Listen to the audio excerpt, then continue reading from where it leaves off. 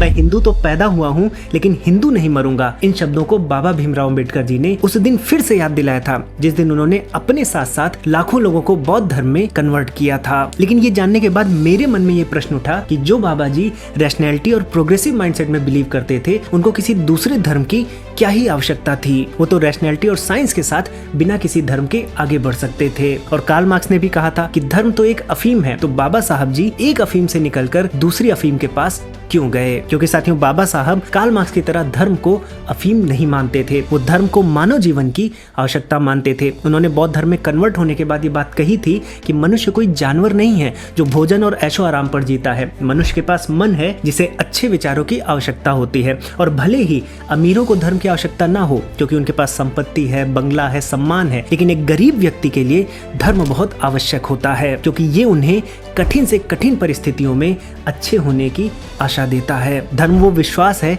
कि भविष्य में उनके साथ अच्छा होगा, इसीलिए मनुष्य से धर्म नहीं छीना जा सकता। साथियों, भारत में बाबा साहब जी से शायद ही बड़ा कोई बुद्धिजीवी रहा होगा जो समाज को और धर्म को इतनी बारीकी से समझता हो। उन्होंने धर्म को इसलिए नहीं चुना कि उन्हें आध्यात्मिक शांति चाहिए थी, बल्कि उन्होंने धर्म को इसलिए चुना क्योंकि वो जानते थे कि यदि एक गरीब में थोड़ा बहुत भी आत्मसम्मान होता है तो धर्म के ही कारण होता है।